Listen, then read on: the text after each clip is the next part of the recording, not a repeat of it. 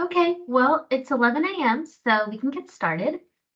Hello, everyone, and welcome to this month's FEMA Region 3 Coffee Break webinar, Refining Your Hazard Mitigation Plan's Scope of Work. Here we have our technology tour slide, which will help us navigate the Zoom platform during this webinar. All participants on the call are currently on mute. This will help to reduce background noise, since there are so many of us on the call. You may use the chat panel to ask questions. If we have time at the end of the webinar, we will keep the chat open for any additional comments or questions that come through. Should we not get the chance to respond to your question, you can reach out to our presenters via email. Their contact information will be provided at the end of this webinar. When it comes time for polling questions, they should pop up for you to easily answer. If you are experiencing a lot of technical difficulties using the polling function, please type your response to the poll in the chat. To be eligible for professional accreditation, you must respond to these polling questions and attend the webinar in its entirety. This coffee break webinar is being recorded, and I will talk more about that on the next slide. So as I mentioned, this webinar will be recorded. The recording may be used for future reference to share with people who could not attend this coffee break. It may also be used otherwise at FEMA's discretion. By attending this webinar, you agree to these conditions. The webinar recording and a copy of the PowerPoint slides will be shared with all Eventbrite registrants and webinar attendees after the coffee break ends. So again, welcome to today's coffee break webinar, Refining Your Hazard Mitigation Plan's Scope of Work. We have a really exciting agenda lined up for you all today. Mari Radford with FEMA Region 3 will begin by explaining what to take into consideration when developing a better scope of work and narrative. Kate Frangos will present on schedules and budgets and how to avoid an RFI. And then Hassan Behador will tell us all about Prince George's County's successful planning approaches and lessons learned. Finally, we'll wrap up with relevant resources, announcing future coffee break webinar topics, provide information about how you can receive professional credits for attending this webinar in its entirety, and have a Q&A. So our first presenter is Mari Radford. Mari is the Hazard Mitigation Section Supervisor for the FEMA Region 3 office, providing strategic direction and oversight for the Regional Mitigation Planning team. She and her team develop and deliver technical assistance and training that supports state, tribal, and local hazard mitigation planning and implementation of risk reduction strategies in addition to disaster response. She is a member of the Virginia Silver Jackets team. Previously, she worked with the National Flood Insurance Program as a planning specialist and the U.S. Department of State as a community liaison officer. And with that, I will pass it off to Mari. Thanks, Alyssa, and good morning, everywhere. We're going to start with a polling question because our topic today is really about timing. So if you can answer the polling question, please. We'd like to know your choices are, do you know when your hazard mitigation plan expires? So your choices are yes, and it expires soon. Yes, but I still got some time. No, I do not know when my hazard mitigation plan expires. We'll give you a few seconds here. And that'll help sort of position what we're talking about today, which is writing a better scope of work for your hazard mitigation plan update. Okay, so looks like we are almost evenly divided between yes, and we've got some time, or no, I do not know. And I guess I will challenge those of you with the no, I do not know, to go back and check with your community after this webinar is done today. So with that, let's move on to the next slide. Okay, so we are going to talk about why an improved scope of work is going to make your life so much better. Most of our Region 3 plans are on their third or fourth iteration by now. And the question we should be asking is, are they supporting more resilience action in their communities? To get there, we start with a clear scope of work, a plan of action on how to build a better plan. Our experience has been the more complete and detailed the scope of work, the better the final product. And scopes of work should be created even if you're not funding through a grant. Putting in this pre-work will save you time and money on the back end when you realize you didn't allow enough of one or the other of both of these resources to achieve your goals. A detailed scope will also provide guidance on your needs to any contractor you decide to engage, giving them a clear roadmap to your desired end state. Next slide, please. So the goal of your hazard mitigation plan is to bring your whole community together to discuss changing risk and decide on potential solutions to reduce that risk. This process cannot be shortchanged if you are providing robust engagement opportunities and allowing time to gather new data and analysis. We recommend allowing at least 18 months for the plan update, review, and adoption. And that means you need to start thinking about funding options by year 3 of the 5-year planning wheel here. That allows you time for the application and award process. If your state is relying on BRIC funding, that's pre-disaster, then it's particularly important to make sure you're getting your application in to ensure that you are able to start on time and don't have to race to get your plan submitted before expiration. Next slide, please. And go ahead. Yeah. So hopefully many of you on this webinar are very familiar with hazard mitigation plans and all the benefits they offer your community. In a nutshell, these create an ongoing venue every 5 years for stakeholders to review changing risk and formulate mitigation actions to reduce that risk. They also help form partnerships that are best developed in peacetime. That means before a disaster hits your community, with adjacent communities, nonprofit groups, the private sector, and other agencies. The planning process reinforces this whole community approach. For many communities, this may be the only reliably funded planning mechanism, and it serves many purposes, giving it an opportunity to be well integrated into all of your mitigation decision-making in the community. And of course, many FEMA grant programs require an approved and adopted hazard mitigation plan to be eligible for funding. These include HMGP, that's the Hazard Mitigation Grant Program, BRIC, FMAG, HHPD, among others. Next slide, please. Your planned scope of work will identify deliverables and outlines the tasks and timeline needed to complete the work. It should include detail on all 4 of the hazard mitigation planning process you see here. Step 1 is organizing the planning process and resources needed for the plan update. This includes identifying your planning area, the planning team, and additional stakeholders who represent those that live, work, and play in your community. This is where you will detail your outreach strategy, including the number of meetings, how you will engage social media, or utilize existing or new web resources to gather and share information. Step 2 is assessing your risk. All hazards from your previous plan should be reviewed for changing risk. Perhaps there are additional risks you should include that were not present in the former plan. Pandemic, anyone? Your scope should include a list of those hazards you will profile in the plan update. Step 3 is developing a mitigation strategy. Once you have assessed your risk, you will need to develop a strategy that creates mitigation actions that reduce that risk and prioritizes those choices. And step 4 is adopting and implementing the plan. Thinking ahead to document in your scope of work how much time you will need for this step and the necessary outreach that you will need to conduct to make sure that your elected officials are supportive of the final plan is critical. Next slide, please. And likely you are updating your plan under new guidance that became required last month.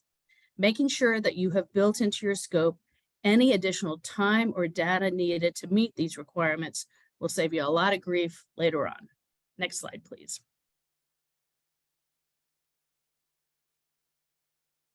Your scope of work planning by reviewing your last plan review tool and recommendations for improvements documents from your last plan.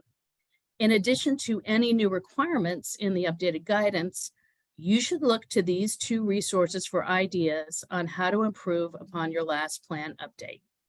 Reach out to your state planner or FEMA regional planner assigned to your state to answer any questions or provide feedback on your proposed plan outreach.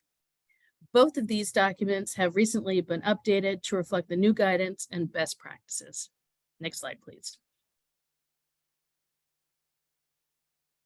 When you're thinking about your planning area, be sure to include all the participating communities that participated in your last plan and possibly new entities like special districts.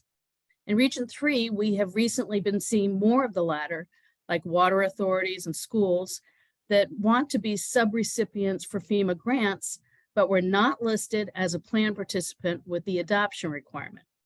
You can amend them in later after jumping through a bunch of hoops, but it makes more sense to get them to the planning table to participate, whether or not they choose to pursue a grant later. These are great partners.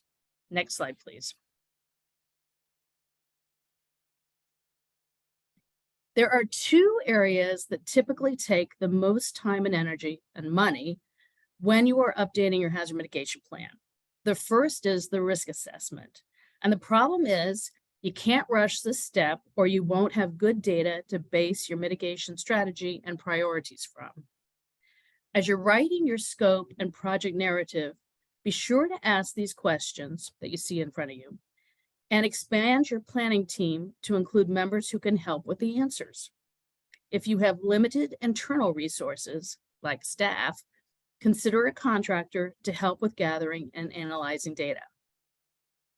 FEMA's risk map regulatory products, like the flood insurance rate maps, must be used where applicable, but you may also have access to other tools provided that can help assess flood risk and identify potential mitigation options. Since your last plan update, you will also find that there are even more risk-related tools available, such as the National Risk Index, the Natural Climate Assessment, NOAA's Climate Explorer, NOAA's Digital Coast, and the camera tool. You don't have to commit to using any of these in the narrative now, but it's a great time to see what they can offer your plan. And don't forget that climate change is a requirement under the new planning guidance too. So possibly requiring new data sets and time to review. You'll need to build that in. Next slide, please. Equity will also be a required consideration as you look at community risk to hazards. Not all neighborhoods will be impacted the same, and risk is exacerbated by other social and economic conditions. You may need more time and tools to engage with new partners to help identify their risk and develop mitigation strategies to address. Lastly, all profiled hazards need to be reviewed for new data and impacts. Look to your state plan to see if new hazards have been added that you should consider in this plan update. Next slide, please. Thinking about the mitigation strategy as you develop your narrative and timeline always shows up in a better plan. New tools such as the FEMA Region 3 Local Community Capability Worksheet can help the planning team talk to your participating communities about their specific planning and regulatory, administrative and technical, financial, education and outreach capacities. This information is critical to understand before you start creating a mitigation strategy that will address your identified risk. Next slide, please. Most Region 3 local hazard mitigation plans are multi-jurisdictional and on their third, if not fourth, update. The counties, planning district commission or planning commissions that typically act as plan owner developer should have a pretty good idea of how complex their plan update will be and what the level of cost and effort will be. Engage with your state hazard mitigation officer or planner to learn more about available funding, what is typical for a plan of your size and complexity, and additional resources they may have to make the update easier, such as data. Typically, The fewer communities participating in the plan, the less the plan should cost in terms of time, effort, and money. It's easier to do the outreach. There may be fewer changes in terms of development, population, and risk, but that is not always the case. If your last plan received a lot of suggested plan improvements that you were not able to implement, then creating a more detailed scope of work and taking the time to implement the planning process properly may be the best approach with the next update. It's also worth noting here that the National Flood Insurance Program, the NFIP's Community Rating System, or CRS, their communities will need more involved community engagement and risk assessment mapping requirements for their flood hazards, and this may further increase costs.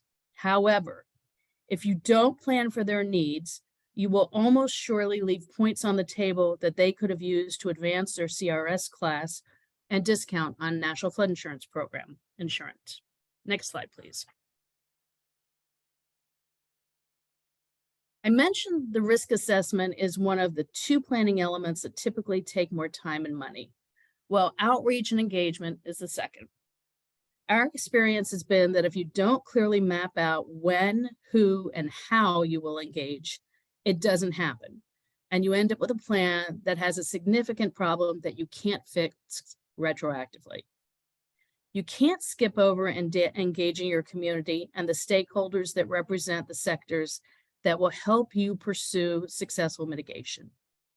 We recommend that you engage at least 3 times over the course of the update, seeking public input on what keeps you up at night as you start the update, followed by, does the risk assessment make sense with what you know about your community when the analysis is done? And finally, when the final draft is complete. You can always add more touch points. As you're writing the narrative for your scope, consider how you will engage. In person, virtually, or a hybrid approach? Will you use existing events like a county fair to engage the public? Will you create a website to share files and post surveys for feedback? How will you engage communities or neighborhoods that have risk but never participated in these plan updates? Do you need a different approach? Maybe going through trusted leaders, going to them as opposed to making them come to you, or offering babysitting and snacks to make meetings more appealing. All of this takes time and money, so building it into the scope now will mean you won't run out of either. Next slide, please. Many of the local hazard mitigation plans we review in Region 3 have a consultant participating in some portion of the planning process. Many use their professional planners from start to finish, saving valuable staff time for providing those end reviews and participating in meetings, ensuring that that final product truly represents their communities. Other plan owners will utilize consultants only for the hazard identification and risk assessment, knowing that running hazards can be a hair-pulling exercise, and relying on consultants to help them tease out new data from the state plan, other agencies, or participating communities. However you decide to approach bringing in a consultant for your plan update, it's important to build this into your scope of work up front. Consultants will require funding, but may save you a lot of limited staff time and knowledge. If you are on the fence, reach out to your state planner for advice. One word of caution though. The scope should read that the consultant's work is not done until the plan is approved by FEMA. It's also really helpful if it's a consultant that has worked with your state and FEMA Region 3 before. They will understand the expectations and will also be able to tap into familiar resources. And remember, the plan is the community's, not the consultants. Next slide, please.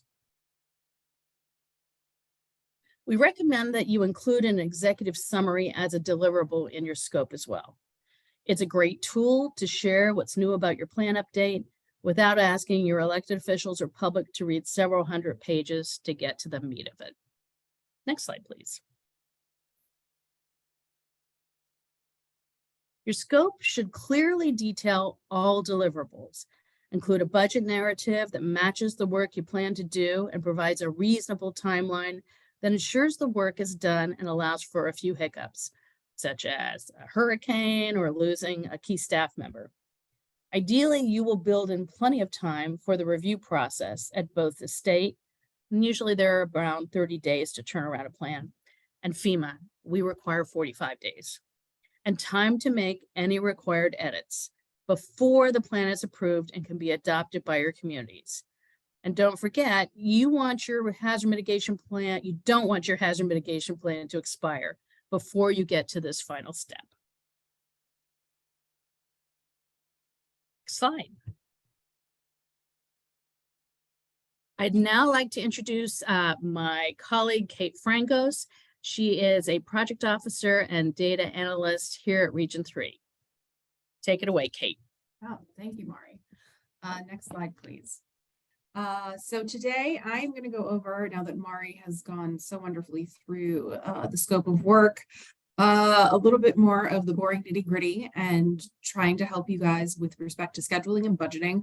Avoid RFIs. For those of you who are new to this process, RFIs are requests for information, which is where if we have questions about something or an item is missing, after we get your application, we ask you for it, which don't be alarmed, everyone gets them. It's just, we want to make sure that you have the best application as possible. So we don't spend an extended amount of time having to go back and forth to collect these items later, and then lengthening the amount of time it takes to actually get you awarded for your plan and potentially setting off schedules where they need to be for other mitigation projects. Next slide. So some funding sources, Mari mentioned several beforehand. I work with our hazard mitigation assistance programs. So our three main ones are the Hazard Mitigation Grant Program, which Mari mentioned. It is available post-disaster. It is funded by a percentage of the overall amount spent on the disaster in both response and recovery. That does have a requirement that you have the HMP, your plan, in place and adopted at the time of award. The other two that are on this slide that I work with more heavily are Building Resilient Infrastructure in Communities, or the BRIC program, and our Flood Mitigation Assistance, or FMA programs. They are both non-disaster. They run in an annual cycle. There is a NOFO issued every year. NOFO usually comes out in August. Applications are due in January. These two programs, because they are not disaster dependent, you have to have a plan in place, approved and adopted prior to you submitting your application and at the time of award. So there is a difference between the two. And in all three of these programs, we do check for not only that you have the plan and that the plan is adopted, but that your project, when you get to doing mitigation projects, conforms with your plan. So it can't just be something completely pie in the sky that you created out. It has to be related to your community and related in your plan, ideally with as much detail as possible, but we also recognize that stuff comes up in the intervening time between things. So, but you can talk about that with your state or district or territory hazard mitigation officer, and you can also talk about that with your planners. These three programs are also great mechanisms for funding your plan. All three of them will do that. We'll fund hazard mitigation plans. FMA will also fund flooding related planning, and BRIC will fund not only traditional HMPs, but will also fund planning related activities. If you guys have a giant data project, or you want to do an equity analysis, or any of these other things for your community in addition to your plan, that's a methodology that you can use to find that funding. Next slide, please. All right, we are going to talk about a work schedule. Every application that comes through the door, whether it's planning or scoping or a project, needs one of these. We prefer that you have it in durations of months. I know that some states have traditionally preferred days, but we like months because honestly, it makes the math easier and cleaner. So we need you to include all important milestones, and items on your work schedule have to correspond with items on your cost estimate. There is a max performance period ranging from it had been traditionally 36 months. There is for newer disasters 48 months. Hopefully it will not take you 48 months to put together your plan. Next slide, please. Okay, basically we want you to think about and think in the scope of work and connect it not only to your budget, but to your scope of work of what activities have you identified in your scope? How long do you think that they're going to take? Write all of that out on here. It lists things like determining the planning area and resources, building the planning team, how long you think it's going to take to do outreach, doing the risk assessment, developing a MIT strategy, all of those things. Think about how long in months it's going to take. And also, even though not depicted on the slide, also give us the order that these items are going to go in and when you estimate the activity will begin, and if also identify if certain activities are dependent on other activities being completed. Next slide. Okay, for the all-important money end of the world, estimating your cost and budget. Again, we like to have consistency from the scope to the schedule to the cost estimates in the budget. You need to include labor and materials and subcontractor fees and project management fees. We do not like to see lump sum cost items, either just I've seen line items that just say update plan. I've seen line items that say staff time with no detail. We need to know what you're spending and how, and that you've thought it through. In line with that, we do have some regulations that go with that. Next slide, please.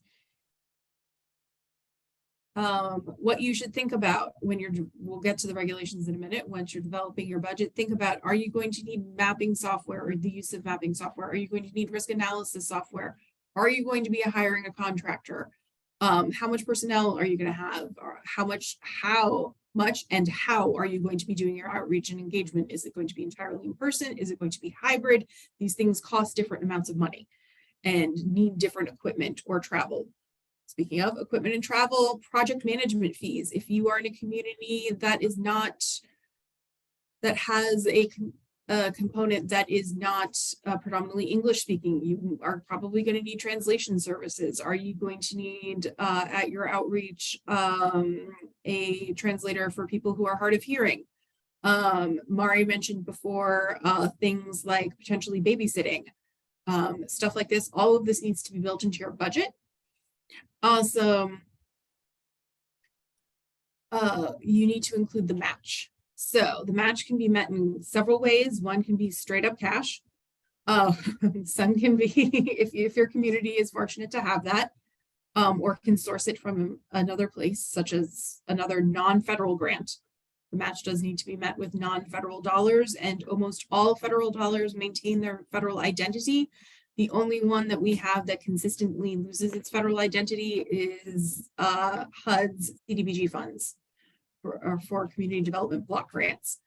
You can also fulfill your match with salary and personnel time. That does require some fairly good documentation, as does all in-kind match.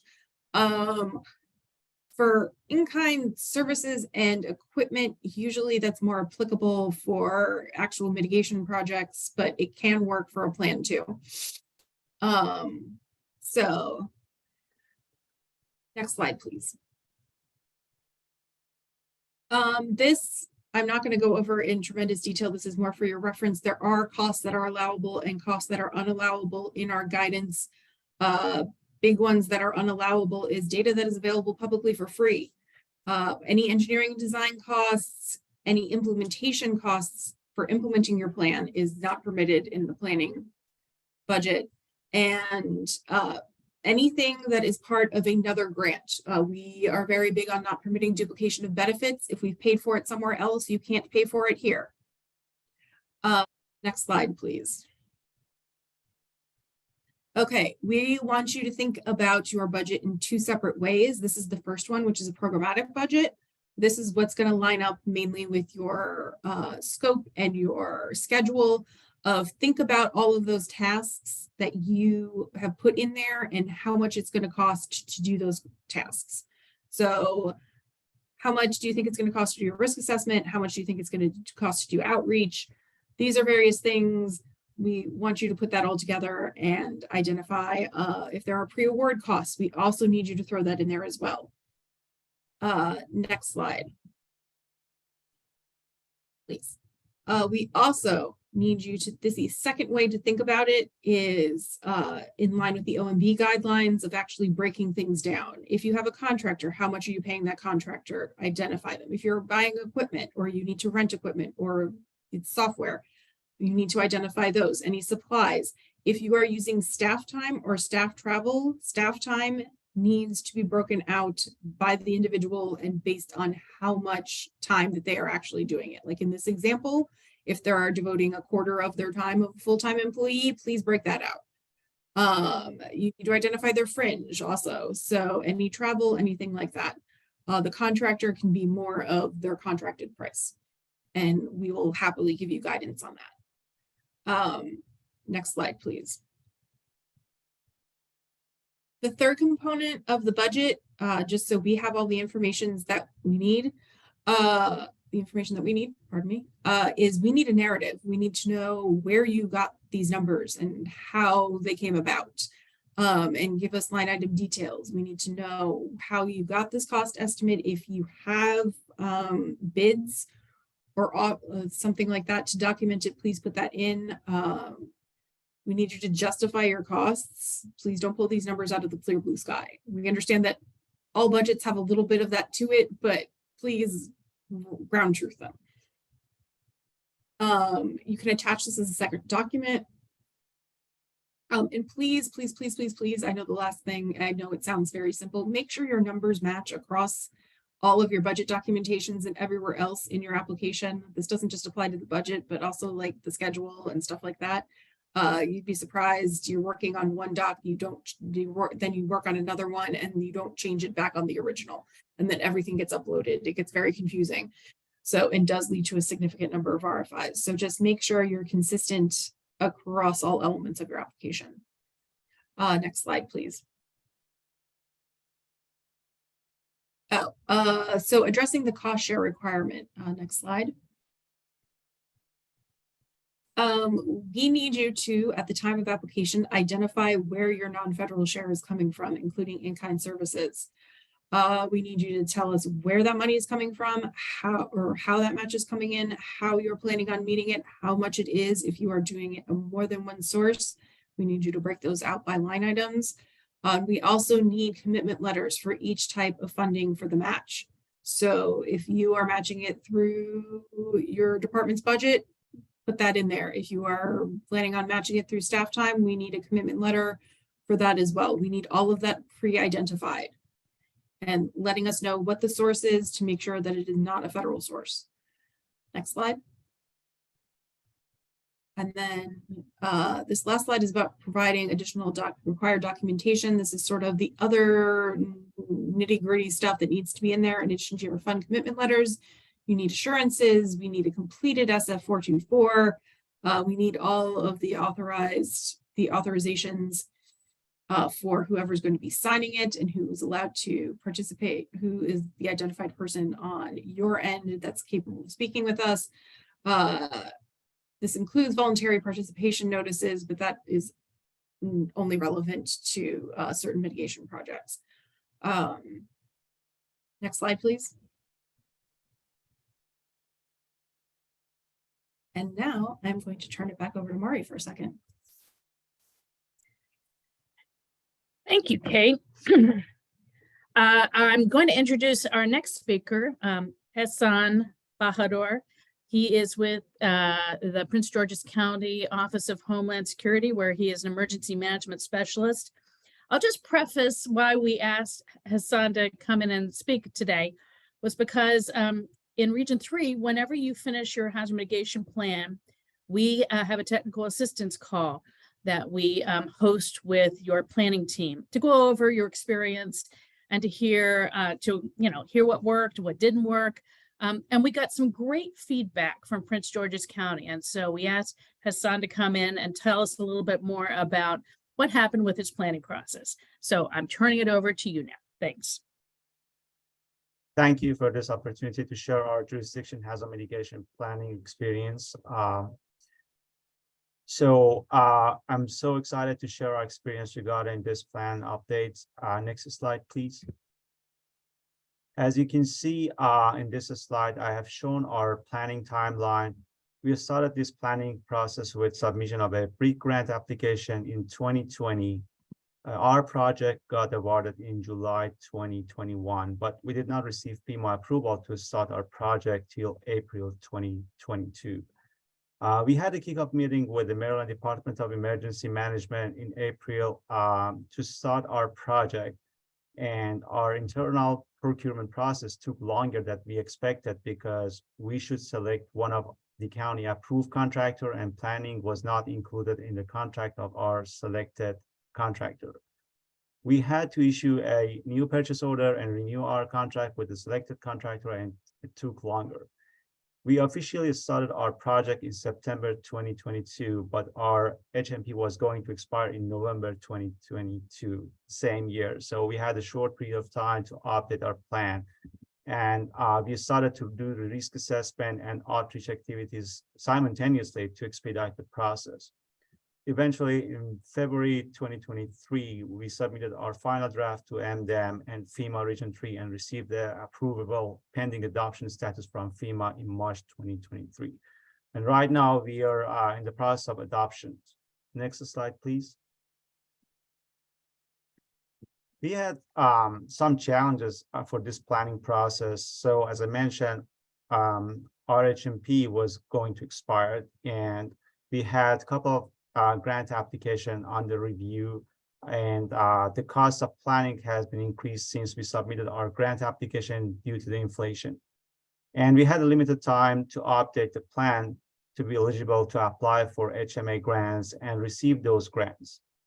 We put our HMA application process on hold in 2022 because we did not want to put our application at risk due to the expiration of our HMP. Next slide, please. We wanted to use the new FEMA local mitigation planning policy guide because it would become effective in April 2023, and we did not want to update our plan again. And we had to consider all the HMA grant program requirements in our process too. I noticed also adding the high hazard potential dams program requirements in our HMP will provide another grant opportunity to our local jurisdictions because our county agencies own some high hazard potential dams. Also considering future conditions such as climate change, social vulnerability, equity, and community rating system was so crucial for us. Also, I did a pre-planning network analysis to find out the communication and partner engagement gaps based on the complex adaptive system modeling, and it was really helpful because it bridged the gaps for the stakeholders' engagement. Next slide, please. So I'm so excited to share a little bit more about how we could engage a wide range of stakeholders through the HMA grant program management. We established a grant program management during FY21 grant application process. We reached out to a wide range of stakeholders such as academia, non-governmental organizations, local, state, and federal agencies, and our municipalities. We built up the relationship through this process because having extra money to add to your budget and executing hazard mitigation projects provides a good leverage and motivate various stakeholders to be part of the mitigation efforts. We could use this built-up relationship to expedite the public engagement, data gathering, and shaping our hazard mitigation advisory committee during the planning process. Next slide, please. One of the strengths of our planning process was using hazards to do the risk modeling. We did risk assessment based on the community needs during the FY21 grant process, and it expedited our data gathering. Also, it helps a lot to have available data to use them for the risk modeling during the planning process. Next slide, please. The Prince George's County first entered the CRS on October 1st, 1991, and our Department of Environment is responsible to update the community rating system data. Based on our risk modeling during the planning process, we noticed most of the repetitive loss in our county were flood related. So it was very important for us to use CRS in combination with social vulnerability in our planning process to define future flood mitigation strategies and be part of the NFIP program to be eligible for the flood insurance discount through the program. We believe it is a good opportunity for our residents and our community to transfer the flood risk to the insurance company and enhance the economic resiliency. Next slide, please. So I'm again so excited to share the lesson learned we had during this process. So we found out the HMA grant application cycle is a great opportunity to engage a wide range of stakeholders. Pre-planning network analysis to identify the communication and partnerships gaps to resolve those issues is very important, because without doing the analysis, you're not aware of the gaps between your agencies and other partners. And it's very important to know those gaps and bridge those gaps for enhance your network analysis and engagement.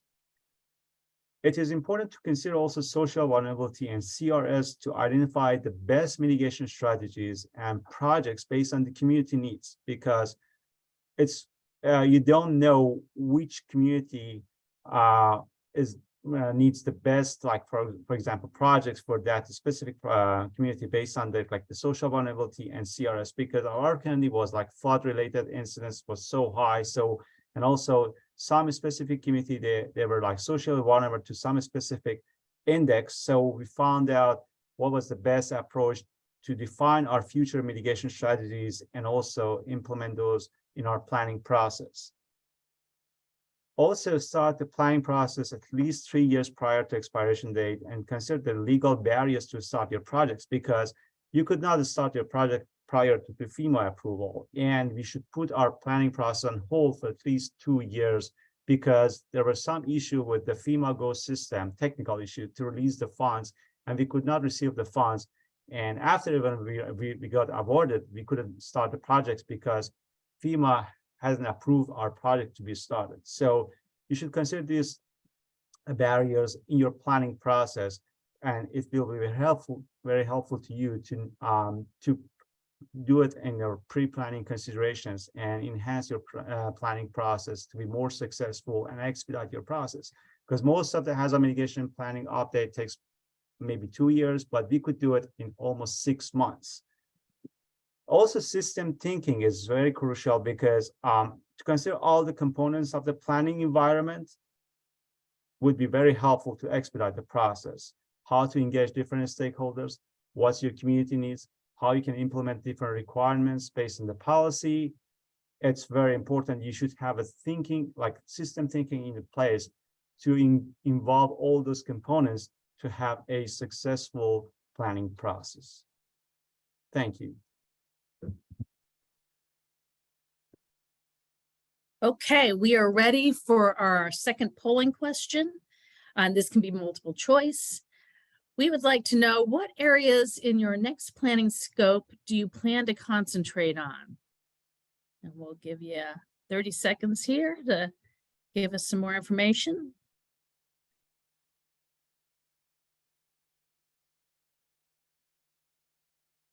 I think we've talked about all of these things today. Timelines, outreach strategy, equity and social vulnerability considerations. What are you going to put into your risk assessment, climate change impacts?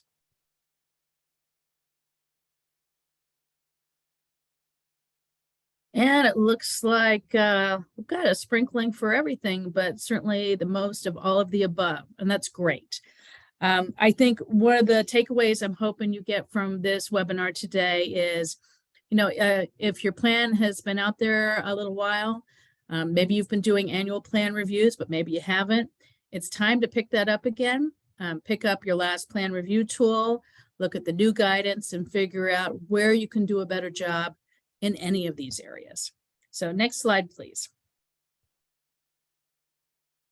We've talked about a number of resources today. We are going to send out these slides, but these are all linked documents and great places to start. Next slide, please. And one of the things we wanted to highlight was the updated Hazard Mitigation Assistance Guide.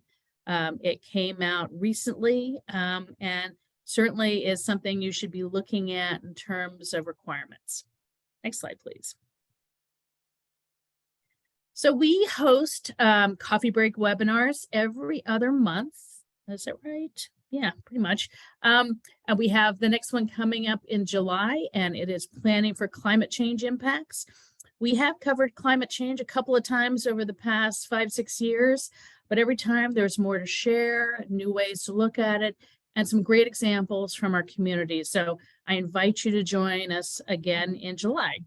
We have another one coming up in September on exploring the hazard mitigation planning process.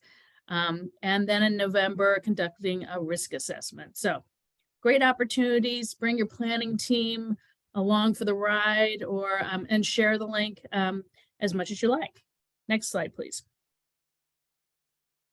To sign up, here is the link to the coffee break webinars. You do need to sign up for individual ones.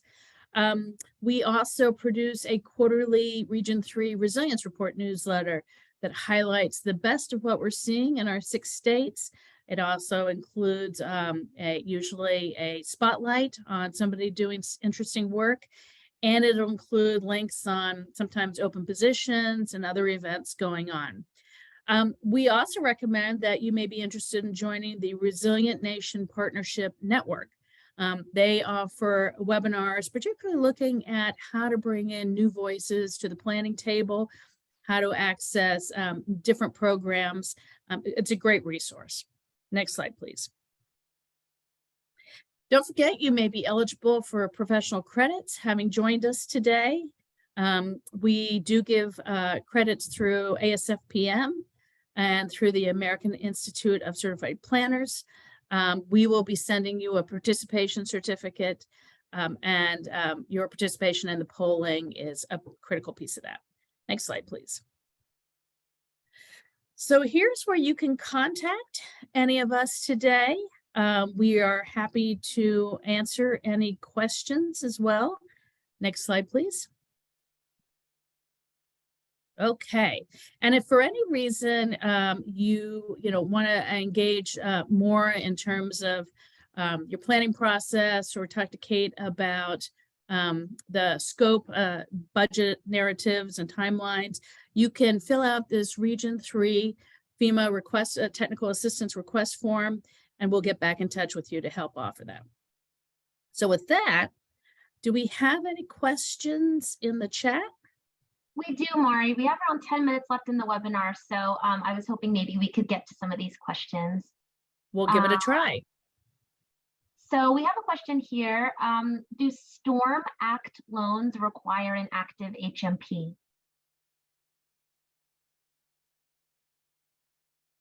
Honestly, I don't know off the top of my head. That's no problem. I can give you the person who asked this question information, and maybe you all can connect via email. We will follow up. Yeah, Storm Act is brand new. Not all of our states plan to participate this first year of it. And so we are just at the beginning stages too. Nice. We have another question. They ask, is the hazard mitigation planning funding limited to the county only?